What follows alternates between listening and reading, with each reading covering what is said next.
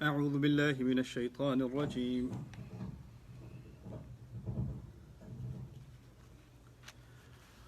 وقال موسى إني عذت بربي وربكم من كل متكبر لا يؤمن بيوم الحساب.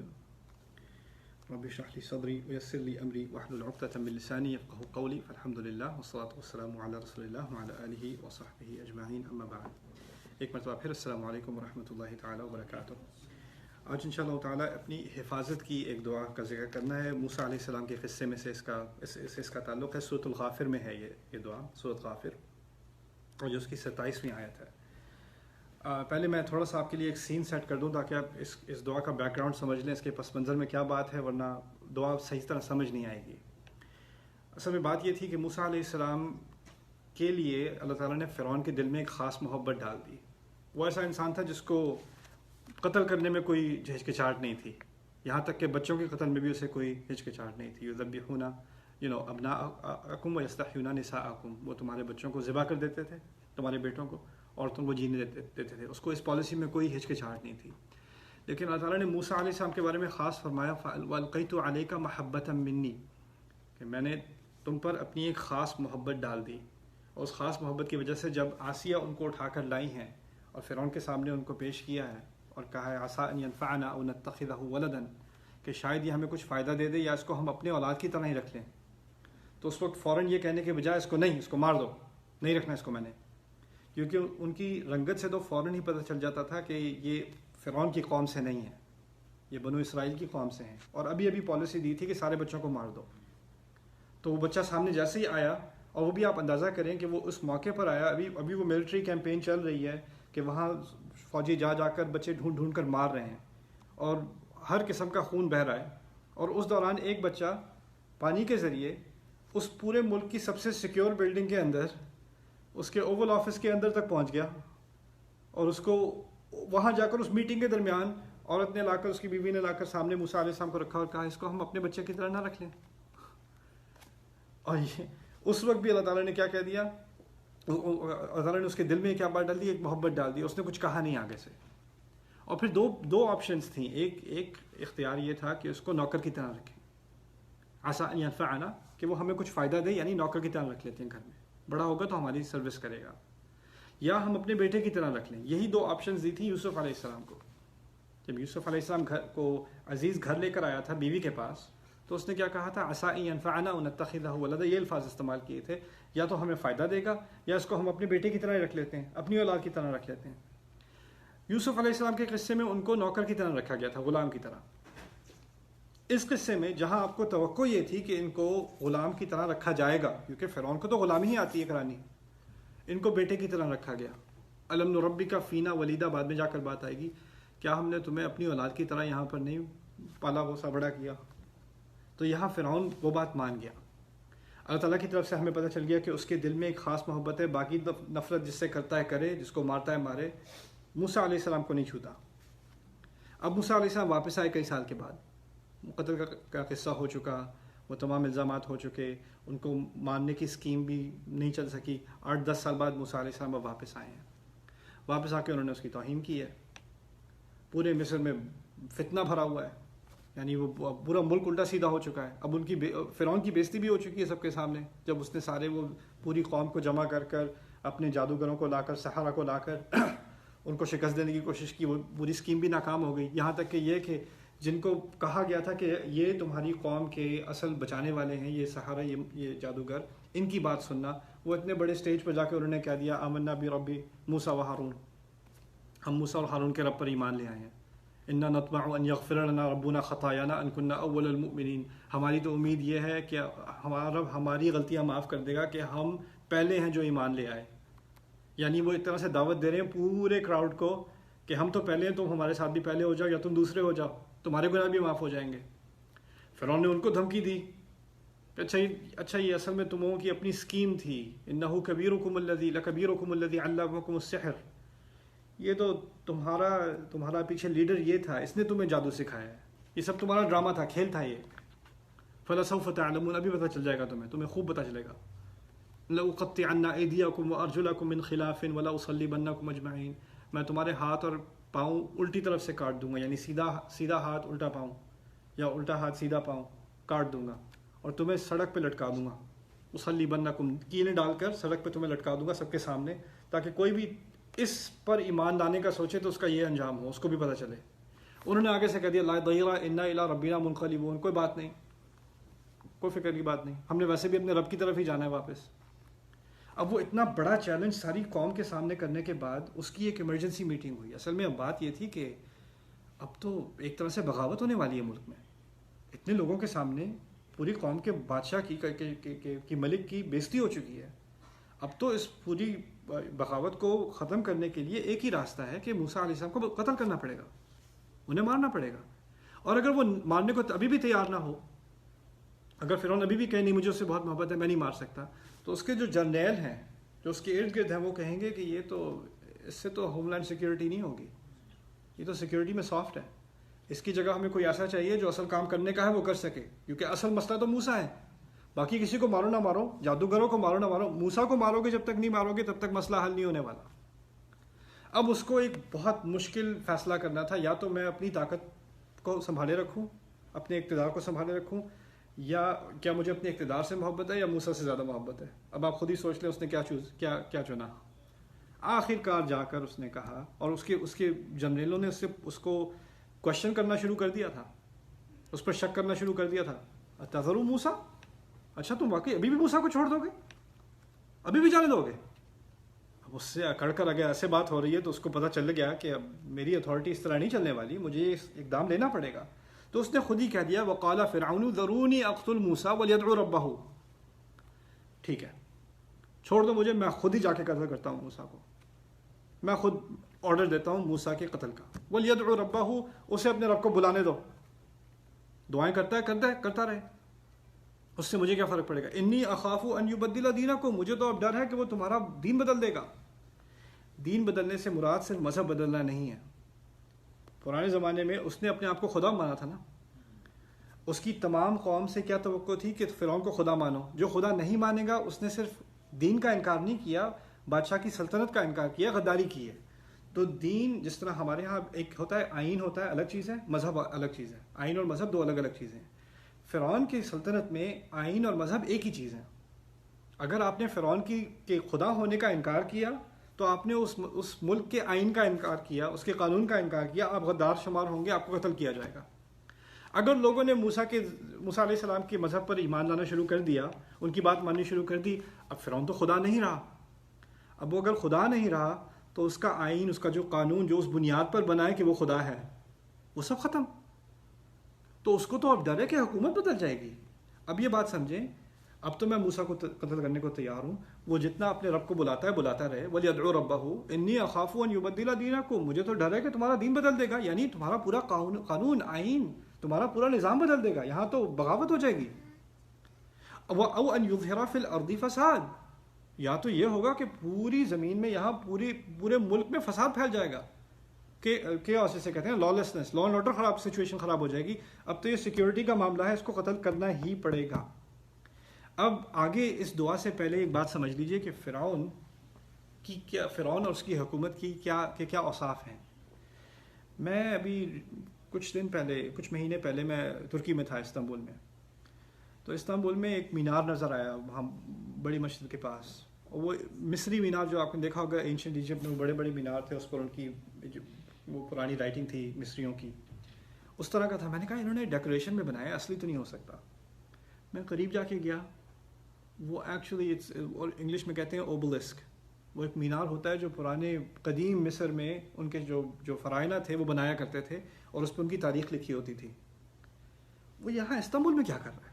وہ اصلی مصر سے لایا، وہ وہاں پر رکھا ہوا، اور اس پہ نیچے انسکرپشن لگائی ہوئی ہے، ریکارڈ لگایا ہوا ہے کہ وہ 500-600 سال پہلے رومن ایمپرر نے، یعنی رومن نے یہاں پر لا کر لگوائے، جگہ جگہ جہاں رومانی سلطنت پھیلی وہاں انہوں نے مصر کے یہ ستون لگوائے۔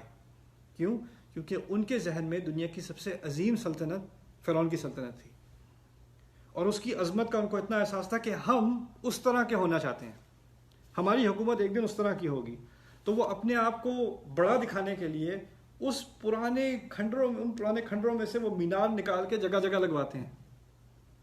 آپ اندازہ کیجئے کہ فرعون کا جو آرکیٹیکچر ہے، فرعون کی جو کچھ بچی ہیں عمارات جو بچی ہیں مصر میں، اس میں آپ دیکھیں گے بڑے بڑے ستون، اور ان ستونوں کی بنیاد پر آج بھی فرانس میں، یورپ میں، امریکہ میں، آسٹریلیا میں، کینیڈا میں جو کورٹ ہاؤسز ہوتے ہیں، گورنمنٹ ہاؤسز ہوتے ہیں، جو حکومتی بلڈنگز بنتی ہیں، اسی کی بنیاد پہ باہر ستون ہوتے ہیں. آپ نے دیکھا ہے کورٹ ہاؤس کے باہر بڑے بڑے ستون ہوتے ہیں، وہ فرعون کی پرانی کنسٹرکشن کی بنیاد پر بنائے جاتے ہیں. اس طرح آپ ڈالر بل پہ دیکھ لیں، ابھی تک ایجپشنز کا پیرامڈ ہے. کیوں ہے؟ اس کا کیا مقصد ہے اس کا؟ قرآن نے اس بات کی طرف اشارہ کیا ہے. وَيَذْهَبَا بِطَرِيقَتِكُمُ الْمُثْلَى، فرعون اور موسیٰ اس طریقے کو، تمہارے اس دستور کو، تمہارے اس نظام کو جس کی مثالیں دی جاتی ہیں، اس کو ختم کرنا چاہتے ہیں. وہ تو اس وقت بھی مانتے تھے کہ ہمارا دستور، ہمارا نظام اتنا عظیم ہے کہ دنیا جہاں کے لوگ ہماری مثالیں دیتے ہیں. حکومت ہو تو ایسی ہو، اقتدار ہو تو ایسا ہو، فوج ہو تو ایسی ہو. اس سے عظیم فوج کوئی نہیں، اس سے عظیم، اس سے سٹیبل، اس سے مستحکم حکومت کوئی نہیں. یہاں تک کہ اگر آپ یعنی مصری تاریخ پڑھیں تو آپ کو اندازہ ہو کہ یونان سے، چین سے، جگہ جگہ سے جہاں کے رائل لوگ ہوتے تھے نا، رائل فیملیز، وہ اپنے بیٹے بیٹیوں کو اعلیٰ تعلیم کے لیے مصر بھیجتے تھے کہ ان سے سیکھیں جا کے. اس کی فوج کے بارے میں خاص قرآن نے ذکر کیا ہے، وہ فرعون ذی الاوتاد، فرعون جو خیموں والا تھا. وتی عربی میں کہتے ہیں جو وہ کیل ہوتی ہے جو خیمے کے نیچے لگتی ہے، جس سے ٹھوکا جاتا ہے خیمہ. کہنے کا مقصد یہ ہے کہ اس کی فوج ہمیشہ کسی نہ کسی مہم پر تھی، کیونکہ جب فوج اپنے بیس میں ہوتی ہے تو اس میں کوئی، یعنی وہ اپنے بلڈنگز میں ہوتے ہیں، اپنی عمارات میں ہوتے ہیں، لیکن جب وہ کسی مشن پر جاتے ہیں تو انہیں خیمے لگانے پڑتے ہیں. قرآن کو خیموں والا اس لیے بتایا گیا ہے کہ اس کی فوج ہمیشہ کہیں نہ کہیں، کسی نہ کسی جگہ پر قابو کر رہی تھی، کوئی نہ کوئی ایکسپینشن ہو رہی تھی، اور اس کی فوج ہمیشہ پھیلی جا رہی تھی. وہ فرعون ذی الاوتاد. اب فرعون دنیا کی سب سے طاقتور آرمی والا، ملٹری والا، اپنے کیپٹل میں کھڑا. اب آپ اندازہ کیجئے، آج کے اندازے سے کوئی یونائٹڈ اسٹیٹس کا پریزیڈنٹ ہے، اس نے ایشو دے دیا کہ اس کو قتل ہونا ہے، فلانے کو ایکسیکیوٹ کرنا ہے. ہی ہیز دا پاور. میرا پولیٹیکل سائنس پروفیسر تھا کالج میں، وہ کہا کرتا تھا، کیونکہ یہاں پر پریزیڈینشیل برانچ کو ایگزیکٹو برانچ کہتے ہیں نا امریکہ میں، تو اس نے کہا، پہلے دن پوچھا، why do you think they call it the executive branch, اس کو ایگزیکٹو برانچ کیوں کہتے ہیں؟ کہتا because he has the power to execute people. لیکن بات ٹھیک ہے، ایگزیکٹو آرڈر وہ دے سکتا ہے، از دا کمانڈر ان چیف، تو آرڈر تو وہ دے سکتا ہے. اگر کسی کو مارنے کا آرڈر دیا ہو، آپ کا اندازہ ہوگا کہ کہیں وہ غار میں چھپا ہوا ہے، کہیں ہائیڈنگ میں ہے، کیونکہ اگر وہ باہر کھلے سڑک پہ ہو تو پھر تو مارا ہی مارا گیا. اب اندازہ کیجئے موسیٰ علیہ السلام کہیں چھپے ہوئے ہیں کیا؟ فرعون نے ایگزیکٹو آرڈر دیا ہے اپنی تمام آرمیز کے ہونے کے سامنے اور تمام جنرلز کے سامنے کہ اب میں نے کل آرڈر دے دیا ہے، ایکسیکیوشن آرڈر دے دیا ہے. کس کا؟ موسیٰ علیہ السلام کا. اس نے دعا کرنی ہے تو کر لے اب. اور موسیٰ علیہ السلام کہیں صحرا میں نہیں بھاگے جیسے پہلے بھاگے تھے نا جب کم عمر میں تھے. اب تو وہ سامنے آئے ہوئے ہیں، سب کے سامنے کھل کر دعوت کر رہے ہیں، بالکل پبلک میں ہیں. اب وہ کیا اور لاکھوں کی فوج کیا؟ اب تو اگر یہ آرڈر ایشو ہو گیا ہے تو ان کے قتل ہونے میں کسی شک کی کوئی گنجائش نہیں رہتی، بالکل سرے سے نہیں رہتی. اس موقع پر موسیٰ علیہ السلام نے دعا کی ہے، قال موسیٰ انی عذت بربی وربکم، میں اپنے اور تمہارے رب کی پناہ مانگتا ہوں. عذت، العیاد عربی میں کہتے ہیں درخت کے ساتھ کبھی کبھی کچھ پودے ایسے ہیں جو بالکل اس سے چمٹ جاتے ہیں، درخت سے ہٹتے نہیں ہیں، یا کبھی ہڈی پہ اگر جو گوشت اتر نہ رہا ہو، افطار میں آپ کو بہت دیر ہو گئی ہے وہ پھر بھی نہیں اتر رہا، وہ جو گوشت ہوتا ہے جو اترتا نہیں ہے ہڈی سے، اسے عوض کہتے ہیں عربی میں. اسی سے اعوذ باللہ نکلا ہے. اعوذ باللہ یعنی اللہ تعالیٰ سے کوئی اس طرح چمٹ جائے، لگ جائے، ہٹے ہی نہ، اس کو اصل میں کہتے ہیں اعوذ باللہ. وہ کہتے ہیں انی عذت بربی وربکم، میں اپنے رب اور تمہارے رب کے ساتھ اس طرح چمٹا ہوا ہوں، لگا ہوا ہوں پناہ کے لیے، حفاظت کے لیے، من کل متکبر، تمام متکبر سے جو بہت بڑا بن گیا ہے، کوئی بھی بہت بڑا بن گیا ہو، میں ان تمام سے اللہ کی پناہ مانگتا ہوں. یہاں ایک عظیم حقیقت کی طرف اشارہ کیا گیا ہے. انہوں نے ابھی بھی فرعون کے خلاف دعا نہیں کی، فرعون سے حفاظت کی دعا کی، اور فرعون کا نام لے کے دعا نہیں کی. انی عذت بربی وربکم من فرعون. من کل متکبر، ہر کوئی جس میں تکبر آ گیا ہو، ہر کوئی جو بہت عظیم طاقت والا بن چکا ہو اور اپنی طاقت کی بنیاد پر فساد پھیلا رہا ہو، میں ہر اس شخص سے اللہ تعالیٰ کی پناہ مانگتا ہوں، اللہ تعالیٰ کو پکڑے ہوں، تھامے ہوئے ہوں، اور اسی طرح مجھے حفاظت ملے گی۔ ہم جب پناہ کا ترجمہ کرتے ہیں تو ہم سمجھتے ہیں ہم نے اعوذ باللہ کہہ دیا، پناہ مل گئی، اعوذت بربی وربکم۔ اور دوسری بات یہاں مزے کی یہ ہے کہ اعوذت ماضی میں ہے، ایک تو ہوتا ہے نا افعال ہوتے ہیں حال میں، ماضی میں، مستقبل میں، یہ ماضی میں، میں نے پناہ لی ہوئی ہے پہلے سے، یہ نہیں کہ میں لیتا ہوں یا لوں گا، لی ہوئی ہے پہلے سے، میں تو لے چکا ہوں، میں تو اسی حفاظت میں ہوں۔ کہنے کا مقصد یہ ہے کہ جب میں چھوٹا، میں ابھی کچھ دنوں کا جو میری ولادت تھی، جب مجھے بولنا بھی نہیں آتا تھا، تب اس رب نے میری حفاظت کی ہے، مجھے ڈوبنے سے بچایا ہے، مجھے مرنے سے بچایا ہے۔ اس فرعون سے میں اب کیا ڈروں گا؟ جب مجھے قتل کرنے لگے تھے تب مجھے اس نے صحرا میں بچا لیا، اب کیا ڈروں گا اس سے میں؟ انی عذت بربی، جو کرتا ہے کرتا رہے۔ اور ویسے بھی پہلے اللہ تعالیٰ نے وعدہ کیا ہوا ہے، اللہ تعالیٰ نے جب وہ ان کو طور پر ان سے ملاقات ہوئی تھی اور بات ہوئی تھی، تو اس وقت اللہ تعالیٰ نے کہا یہ تھا کلا لا یصلون الیکما، تم تک نہیں پہنچ سکیں گے، یہ تم تک ان کے ہاتھ نہیں پہنچیں گے۔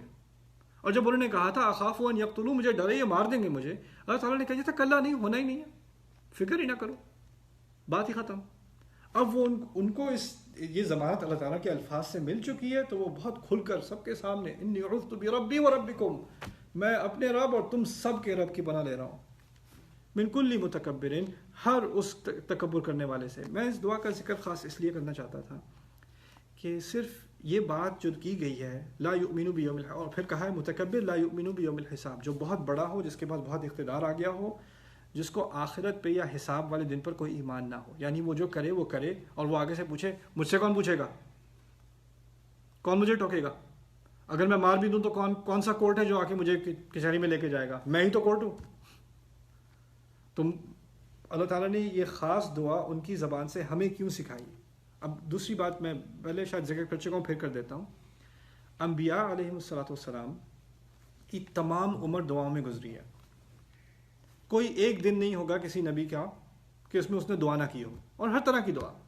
آپ ہمارے نبی کا اندازہ کر لیجئے علیہ السلام، کیونکہ ہمارے نبی کا ریکارڈ جیسا ہے ویسا کسی اور نبی کا تو ہے نہیں، اور ہمارے نبی علیہ السلام کی کتنی سینکڑوں دعائیں ہیں، ان کی ہر موقع کی دعا ہمارے ریکارڈ میں ہے۔ اندازہ کیجئے موسیٰ علیہ السلام، ابراہیم علیہ السلام، آدم علیہ السلام نے زندگی گزاری ہے، نوح علیہ السلام نے کتنی دعائیں کی ہوں گی 950 سال میں۔ قرآن اللہ کا آخری کلام، اور اس میں اللہ تعالیٰ نے چن کر ایک دو دعائیں تمام انبیاء سے لی، یعنی ان کی پوری زندگی بھر کی دعائیں، اور ان میں سے چن کر یہ ایک دعا، یعنی اس دعا کا کوئی خاص ہی مقام ہوگا، اس کی کوئی خاص ہی اہمیت ہوگی میرے لیے، آپ کے لیے، صرف کہانی کے لیے نہیں۔ اگر مقصد صرف تاریخ بتانا ہوتا تو پھر تو بہت ساری دعائیں تھیں بتانے کو۔ مقصد یہاں ہے فیہ ذکرکم، اس میں تمہاری بات ہو رہی ہے، اللہ تعالیٰ نے خود ہی کہہ دیا اس میں تمہارا ذکر ہے، فیہ ذکرکم۔ اسی لیے جب ہم یہ باتیں پڑھتے ہیں، یہ تاریخ سمجھتے ہیں، پہلے تو تاریخ سمجھ لیجئے، اس کا پورا سیاق سمجھ لیجئے، اس کے بعد یہ ہم پر اس کا کیا اپلیکیشن ہوتی ہے، اس کو تطبیق کہتے ہیں عربی میں، ہم پر کیسے اپلائی ہوتی ہے۔ تو پھر اس کو ہمارے لیے سمجھنے کے لیے آپ کی زندگی میں، میری زندگی میں ہو سکتا ہے کوئی ایسے لوگ ہوں جن کے پاس اقتدار ہے، اور اقتدار اور خدا کا خوف نہیں ہے، یہ دو چیزیں ایک ساتھ ہو جائیں تو بڑا خطرناک معاملہ ہو جاتا ہے۔ کسی کے پاس آپ کے اوپر کوئی اتھارٹی ہے، کوئی کنٹرول ہے، کوئی فیملی میں سچویشن ہے، یا جاب پہ کام پہ سچویشن ہے، یا حکومتی سچویشن ہے، کوئی بھی سچویشن ہو سکتی ہے، لیکن ان تمام صورتحال میں اگر آپ کے اوپر ظلم کرنے والا کسی نے، بس اس کے ذہن میں آ گیا اس نے کسی نہ کسی طرح آپ کو نقصان پہنچانا ہے، یہاں تک تو آخری درجے تک نقصان ہے قتل کرنا، لیکن قتل کرنے سے کم بھی، اگر کوئی بھی ہو کسی قسم کا بھی تکبر کرتا ہو، کسی قسم کی بھی اس کے پاس آپ کے اوپر اتھارٹی ہو، پاور ہو، کوئی بھی ہو، اس کے لیے آپ کو اس دعا کی خاص ضرورت ہے۔ اب ہوا کیا موسیٰ علیہ السلام کے ساتھ؟ موسیٰ علیہ السلام کو جب اس قتل کا حکم ہوا اور فوج نکلی ان کو ڈھونڈنے اور قتل کرنے، تو اللہ تعالیٰ نے پوری قوم پر ایک آفت کے بعد دوسری آفت کے بعد تیسری آفت، اخذناہم بالسنین، کئی سالوں تک ان پر آفتیں گراتے رہے۔ طوفان آ گیا، گھر الٹ گئے، درخت گر گئے، کھیت خراب ہو گئے، لوگ مارے گئے، وہ کسے کہتے ہیں state of emergency, natural disaster. اب ایسا ہو تو فوج کسی پر حملہ کرنے کے بجائے اب وہ اس ایمرجنسی میں پھنس گئی، مہینے لگ گئے اس ایمرجنسی کو ٹھیک کرنے میں، معاملے ٹھیک کرنے میں. کچھ سچویشن سٹیبلائز ہوئی، پھر قمل، جراد، ایک کے بعد دوسرا مسئلہ، طرح طرح کے کیڑے مکوڑے پھیل گئے، مرض پھیل گئے، لوگ مرنے شروع ہو گئے، دم، بارش ہو گئی، خون کی بارش ہو گئی، خون نے آ کے دریا کو خراب کر دیا، کھیت خراب ہو گئے، یعنی ان کی پوری اکانومی کلیپس ہو گئی، ایک کے بعد دوسرے کے بعد دوسرا. وَنَقْصٍ مِّنَ الثَّمَرَاتِ، پھر ان کے فرائض کے بچے مرنے شروع ہو گئے، ان کی اولاد مرنی شروع ہو گئی. اور یہ ایسا نہیں کہ کچھ دنوں تک ہوا، کچھ مہینوں تک ہوا، سالوں تک. اخذناہم بالسنین، کئی سالوں تک یہ چلتا رہا. اور یہ سب صرف موسیٰ علیہ السلام کی ایک دعا کے نتیجے میں نے تو پناہ لی ہوئی ہے. میں نے پناہ، دنیا کی سب سے طاقتور قوم، دنیا کی سب سے بڑی فوج ایک آدمی کے قتل پہ ناکام ہوئی، ایک آدمی کا قتل نہیں کر سکی، کیونکہ اس کو دعا کا سہارا تھا، اس خاص دعا کا سہارا تھا. دعا کو کبھی انڈر ایسٹیمیٹ نہیں کرنا. کبھی یہ مت سمجھنا کہ اگر میں نے دعا مانگی ہے تو ویسے صورتحال تو لگتی ہے کہ ناممکن ہے، میری حفاظت کیسے ہوگی، اس نے جو میرے ساتھ کرنا ہے اس نے تو کرنا ہے. نہیں، اعوذ باللہ من کل متکبر لا یؤمن بیوم الحساب. اگر آپ یہ دعا کر لیں آپ کو کچھ ہونے والا نہیں ہے. یہاں تک کہ اس کی ایک مثال اللہ تعالیٰ نے اس کے فوراً بعد بھی دے دی سورۃ غافر میں ہی. جب فرعون نے یہ کھل کر دعویٰ کیا کہ میں موسیٰ کو قتل کرنے کو تیار ہوں، تو موسیٰ علیہ السلام کا جو دوست تھا، جو فوج میں تھا، یکتم ایمانہ، جس نے اپنے ایمان کو چھپائے ہوئے تھا، اس وقت تک تھا تو وہ مسلمان، موسیٰ علیہ السلام کو ماننے والا، لیکن اس نے کھل کر یہ بات نہیں کی تھی. آف کورس اگر کھل کر کرے گا، نہ صرف یہ کہ اس کا منصب چلا جائے گا بلکہ وہ مارا بھی جائے گا، غدار مانا جائے گا. اس میں بھی جرأت آ گئی، اگر یہ مارنے کو ہی تیار ہے تو میں کھل کر ہی بات کر دوں. یکتبوا ایمانہم اتقتلون رجلا ان یقول ربی اللہ وقد جاءکم بالبینات. تم کیا واقعی اس ایسے انسان کو قتل کرنے لگے ہو جس نے صرف یہ بات کی ہے کہ میرا رب اللہ ہے، اور وہ تمہارے پاس ہر طرح کے ثبوت لے کر آیا ہے، واضح ثبوت لے کر آیا ہے، اسے کیوں مارو گے تم؟ اس نے پوری پارلیمنٹ کے سامنے یہ تقریر شروع کر دی کہ ہمیں اس کو قتل نہیں کرنا، وہ صحیح کر رہا ہے، ہمیں اس کے دین کو قبول کرنا ہے. فرعون کے اپنے پارلیمنٹ ہاؤس میں یہ تقریر شروع ہو گئی، اور یہ کافی لمبی تقریر، پوری تقریر کا ٹرانسکرپٹ سورۃ غافر میں ہے. اب اس کے بعد آپ اندازہ کیجئے کیا ہونا چاہیے اس کے ساتھ. اس فوجی جب اس کی تقریر ختم ہوگی تو اس کے بعد اس کے ساتھ کیا ہوگا؟ فَوَقَاهُ اللَّهُ سَيِّئَاتِ مَا مَكَرُوا. اللہ نے ان کی تمام سکیموں کے باوجود اس کو حفاظت میں رکھا. ان کی تمام برے سیئات، برے سکیموں کے باوجود، برے پلانز کے باوجود، تدبیر کے باوجود اس کو اپنی حفاظت میں رکھا. اس شخص کو، صرف موسیٰ علیہ السلام کو نہیں. وَحَاقَ بِآلِ فِرْعَوْنَ سُوءُ الْعَذَابِ. اور فرعون کو سب سے برا عذاب آ کر لے پکڑا. وہ ان کو عذاب دینے کے چکر میں اللہ نے ان پر عذاب ڈال دیا. یہاں آخری بات کرنے کی آپ سے یہ ہے کہ آپ کو کسی اور کے عذاب کی فکر ہونی نہیں چاہیے. آپ اللہ سے اپنی پناہ مانگیں. باقی جس نے کوئی غلط کیا ہے یا نہیں کیا وہ تو اللہ خود جانتا ہے، آپ سے بہتر جانتا ہے، اور اس کے انصاف میں ہمیں کوئی شک نہیں ہے. اس میں آپ کو فکر کرنے کی ضرورت نہیں. فرعون کے ساتھ یا اللہ فرعون کو ضرور، یہاں تک کہ فرعون کے خلاف جو دعا کی گئی ہے وہ بھی ہے قرآن میں. موسیٰ علیہ السلام نے فرعون کے خلاف بھی دعا کی ہے، آخر جا کر وہ اس وقت کی ہے جب وہ صرف یہ نہیں کہ موسیٰ علیہ السلام کو قتل کرنے لگا تھا، ہر مرد عورت بچے کے قتل پر وہ تیار ہو چکا تھا، تمام کے تمام کو. إِنَّ هَؤُلَاءِ لَشِرْذِمَةٌ قَلِيلُونَ وَإِنَّهُمْ لَنَا لَغَائِظُونَ. سورۃ الشعراء میں ہے کہ یہ تو بہت ہی ہلکا پھلکا سا ایک گروہ ہے، اس کو ہم تمام کو ختم کر دیں گے، انہوں نے ہمیں بہت غصہ دلایا، ان کو ہم ختم کر دیں گے. جب وہ ایسے، جسے آج کل کی ٹرمینالوجی میں کہتے ہیں کرائمز اگینسٹ ہیومینٹی، اگر کوئی اس حد تک پہنچ جائے تو اس کے خلاف دعا جائز ہے. اور پھر انہوں نے یہ واقعی دعا کی جب وہ آ کر تمام سویلینز کو، بچوں کو، عورتوں کو، مردوں کو، بوڑھوں کو، سب کو مارنے کو تیار تھا. پھر انہوں نے اس کے خلاف دعا کی ہے.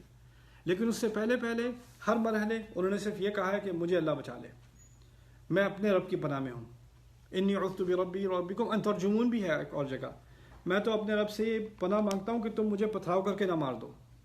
ان کے ہاں شاید یہ ایکسیکیوشن آرڈر جو ہوتا تھا، کسی کو اگر ایکسیکیوٹ کرنا ہوتا تھا تو اس کو یعنی صرف یہ نہیں کہ مار دیا، لیکن سب کے سامنے پتھراؤ کر کے مارنا، ایک طرح سے اس کی ایک اس کو ہیوملیٹ کرنا پوری دنیا کے سامنے. اس سے بھی انہوں نے پناہ مانگی پہلے. وَإِلَّا تُؤْمِنُونِ فَاعْتَزِلُونِ. اگر تم نے نہیں بات میری مانی تو مجھے چھوڑ دو، میرے پیچھے کیوں پڑ گئے ہو؟ یہاں پر ہم نے کیا سیکھا کہ کچھ لوگ ایسے ہوتے ہیں آپ نے ان کو نقصان دیا ہو نہ دیا وہ آپ کا پیچھا نہیں چھوڑتے، آپ کے پیچھے پڑے ہوتے ہیں، ان کو آپ کے نقصان سے کوئی فائدہ ہی ہے، کسی ان کے دماغ میں ہے کہ ان کو کوئی فائدہ ہے، ان کو کرنا ہی کرنا ہے جو کرنا ہے انہوں نے. ایسے لوگوں کے لیے اس دعا کی ضرورت ہوتی ہے، انی عذت بربی وربکم من کل متکبر لا یؤمن بیوم الحساب. ان کا نام نہیں لینا، یہ نہیں کہنا یہ دعا خاص میرے چچا جی کے لیے ہے، یہ نام نہیں لینا. من کل متکبر یہ بھی سیکھا نا، فرعون کتنا واضح ہے کہ فرعون ہی ہے لیکن نام نہیں لیا، یہ بھی ہدایت کا حصہ ہے. آپ کو کیا پتا اس کے دماغ میں کیا ہے؟ آپ کو کیسے پتا کہ کبر ہے؟ کبر تو صرف اللہ جان سکتا ہے کہ وہ دل کا مرض ہے. اگر کبر ہے تو اللہ اس سے حساب لے، اگر کبر ہے تو اللہ مجھے بچا لے. من کل متکبر لا یؤمن بیوم الحساب. اللہ ہمیں اپنے حفظ و امان میں رکھے اور ہمیں ان دعاؤں سے اپنی زندگی میں فائدہ اٹھانے کی توفیق دے. بارک اللہ لی و لکم. السلام علیکم ورحمۃ اللہ تعالی وبرکاتہ.